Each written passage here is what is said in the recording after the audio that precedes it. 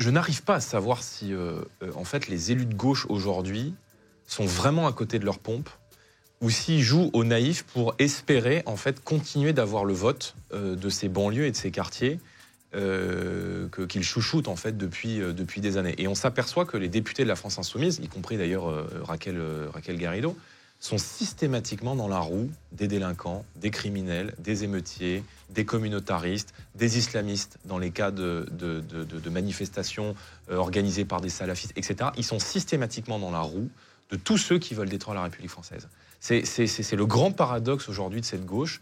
Et pour répondre, si on va peut-être sur le fond du tweet de ma collègue Garrido, il y a peut-être, et d'ailleurs les syndicats de police le disent eux-mêmes, des efforts à faire sur l'amélioration des formations, que ce soit la formation initiale, la formation continue, de relever un certain nombre d'exigences. On sait que les policiers aujourd'hui, des policiers de voie publique qui sont dans des unités type police secours tirent beaucoup moins que des unités spécialisées comme le RAID ou la BRI. Mais il n'y a pas de racisme, je ne crois pas qu'il y ait de racisme dans la police. En revanche, eux, les policiers, sont victimes.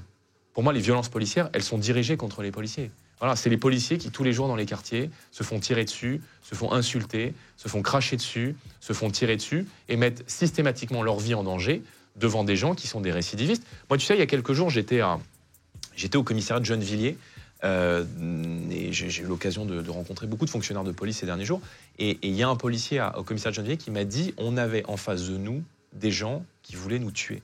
Au commissariat de Gennevilliers, on a des types qui sont arrivés le lendemain de la mort de Nahel avec des mortiers, avec des grenades qui sont rentrés dans le commissariat pour tenter de s'en prendre aux policiers, pour tout casser, pour tenter de mettre le feu au commissariat. On n'est pas face à des gens qui sont des victimes de la société. On est face à des gens qui sont des délinquants, voire des criminels. Et encore une fois, ils doivent être jugés comme tels par la justice. Qu'est-ce que le policier aurait dû faire plutôt que de tirer ? Je ne joue pas à ça. Mais juste, on peut se mettre à la place du policier, hein. Tu as quelqu'un qui ne veut pas s'arrêter en face. Cette personne menace non pas ta sécurité, mais aussi celle d'autrui. Tu sors ton arme avec la sommation qui lui est faite de s'arrêter. Qu'est-ce que tu fais ? Je ne sais pas. Voilà, je ne sais pas. Tu ne sais pas si le type ne va pas te rouler dessus, tu ne sais pas si il va pas te foncer dessus, continuer d'avancer, percuter des voitures, percuter une femme avec une poussette, percuter des personnes âgées. Tu n'en sais rien. Donc, je n'y étais pas. J'évite de m'y projeter. Mais j'essaie juste de me mettre à la place des policiers et de me dire qu'en fait, ils travaillent avec une pression permanente sur les épaules et surtout avec l'inquiétude de ne pas avoir le soutien de leur hiérarchie.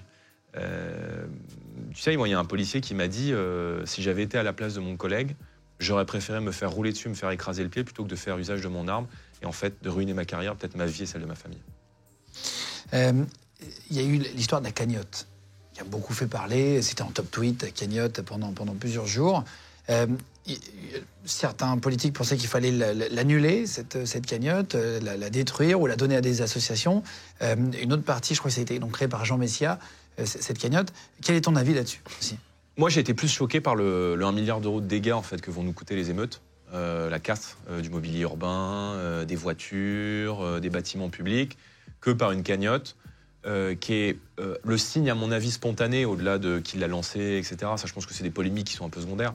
Mais la mobilisation importante pour cette cagnotte, ça démontre que les Français soutiennent leur police. Alors, ça ne veut pas dire que les Français ne condamnent pas sévèrement des erreurs quand il doit y avoir des erreurs.